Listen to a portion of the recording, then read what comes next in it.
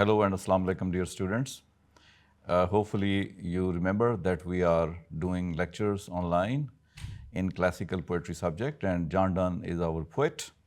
Today is the second poem of John Donne that we shall be discussing, and the title of the poem is Air and Angel. Probably you might have gone through this text, but I have the text recorded here. This poem is a little bit long and a little bit complex also, so that is why it's divided into two parts. First part we shall be discussing in this lecture. So let's have a start. Twice or thrice had I loved thee, before I knew thy face or name. So in a voice, so in a shapeless flame, angels affect us off and worshipped be. So these are the introductory lines of the poem, where a totally abstract concept is coming up from the pen of the poet. He says that there had been 3 or 4 times, or twice or thrice as he uses the words, that he had been falling in love with the beloved. Although he says that he didn't know the face of the beloved or the name of the beloved, still he fell in love with that. Why? Because sometime he heard a beautiful voice, and sometime he found a flame burning shiningly. In both cases, he was attracted towards that, and according to him, it was the reflection of his beloved. So even when he didn't know the name of his beloved, as the first 4 lines say, nor did he know the face of the beloved, he just looked at the shapeless flame that was shining and a voice which was coming. He thought that it is his beloved. He compares it in the same way as we are affected by the appearance of the angels, for example, around us. If the angels appear, they look so beautiful, according to the Christian theology. In the same way, he says that his beloved would appear to him just like the angels. And when the angels appear, you know what happens? And next lines say the same thing to us by, and worshipped be still when to where thou wert I came.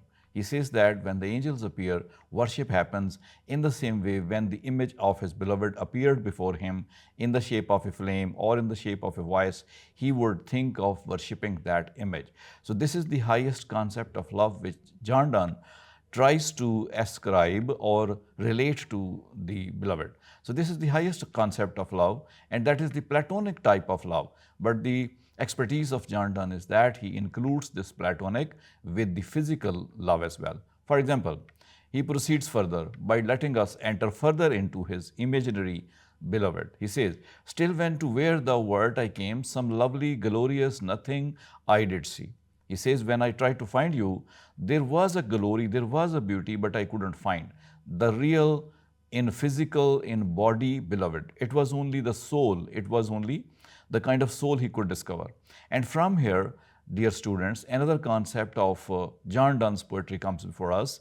According to him, love should start with soul. It should not remain with soul, however. It should proceed towards body as well. Because if the bodies do not come together, how would the souls come together? Because souls inhabit or live inside the bodies. So that is why he says he thought about her and found her only a soul. And the next step definitely would be that there should be the connection between the two bodies also, because that will be the way to make the physical as well as soul connection as strong as possible. So that is why he says, but since my soul, whose child love is, these are the lines from the poem. You may keep your poem open and read with me. But since my soul, whose child love is, takes limb of flesh and else could nothing do. Now, this is the line where the poet goes to explain what actually he means when he says that his beloved is like a soul.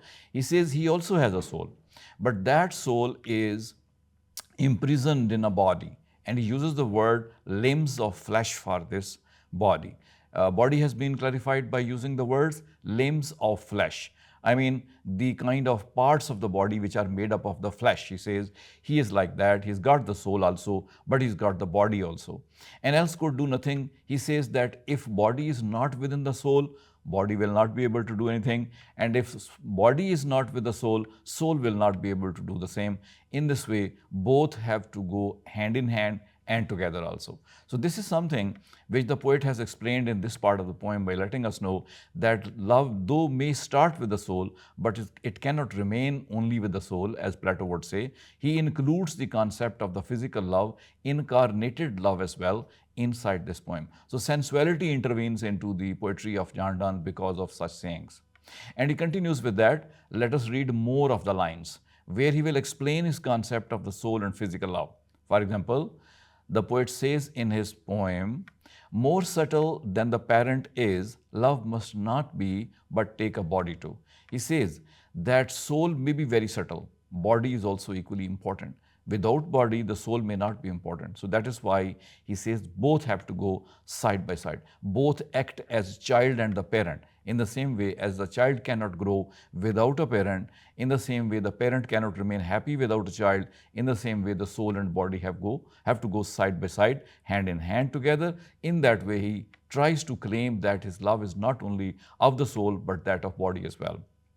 He continues in the poem by saying, and therefore, what thou wert and who I bid love ask, and now that it assumes thy body, I allow and fix itself in thy lip. Now here he comes towards his beloved. He says that I have been imagining about you in the same way as I imagined about myself. For example, how did the poet imagine about himself? That he is the combination of the soul and the body. So in the same way, his beloved is also a combination of the soul and the body.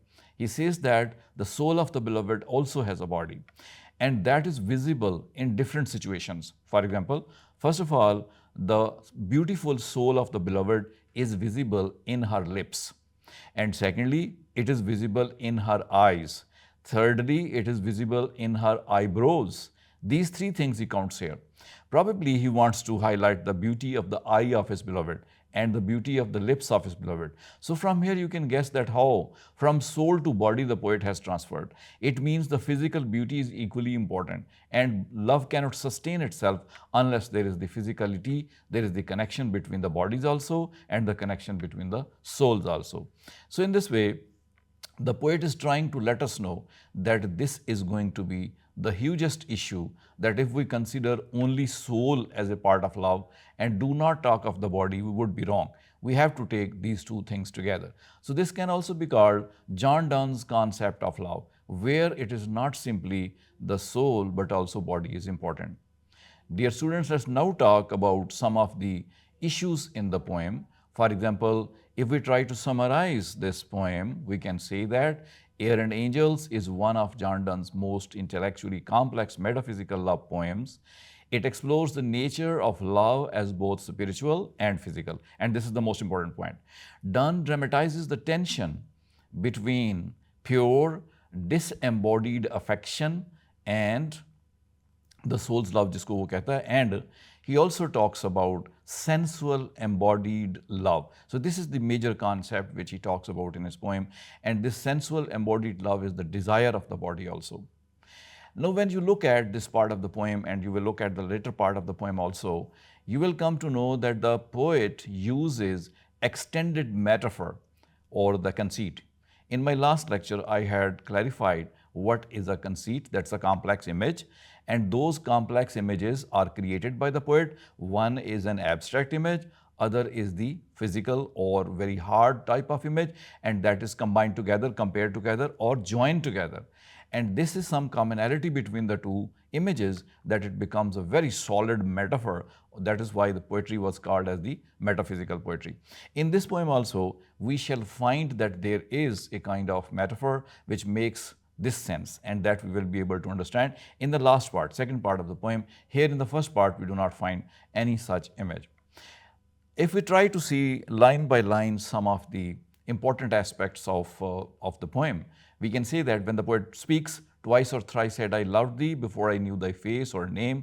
So in a wise, so in shapeless flame, angels affect us oft and worshipped be. This is the opening of the poem. In the opening of the poem, there is a paradox. That paradox is between when somebody looks at the purely spiritual attraction towards some person, just like the angels. And the second thing is the physical body, where the form becomes important. And for example, he compares his beloved with the shapeless frame, with the vice. These are the things which do not have any form. And that is called as the platonic or the ideal kind of love. But he also claims that this ideal kind of love cannot exist without material form. That is why he says in next line, still when to where thou wert I came, some lovely, glorious nothing I did see. So if he thinks in these terms, he cannot find any presence of his beloved. That is why he talks about the beloved not only in the abstract sense but also in the concrete sense. Abstract and concrete combined together. Abstract is the soul, abstract is the love, and then the body is going to be the concrete. Both of these things he compares side by side, and in this way, intense kind of real love, the poet says, can emerge if body and soul are together. We can further add a few things with this explanation. For example, we can say that Donne is talking about Platonic ideas of love, but he does not remain fixed to that.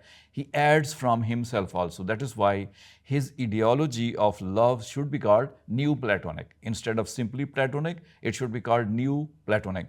And remember, student, this new is not N-E-W, it is N-E-O, Neo-Platonic, right? This concept should be remembered by the students. And that is why he continues with that and ultimately says that he has got a soul also. But that soul is imprisoned, is found in the limbs of flesh. And here is the concrete image, because he begins to talk about the body. He gives the reasons that, okay, if love is to be incarnated, it is only the body where love will be incarnated. So that is the newness which he adds into the concept of Plato's love. In this way, Donne's concept of love, as he shows in his poetry, as we are reading this poem, Air and Angels, we see that both the things go hand in hand. The abstract concept of love and then the physical or the concrete concept of love. That is why you have seen in this part of the poem that he compares the beauty of love in the lips of the beloved, eyes of the beloved, and the brow of the beloved. Three things he uses, because face is mostly visible to us, and from the face we can imagine what the beauty is going to be there.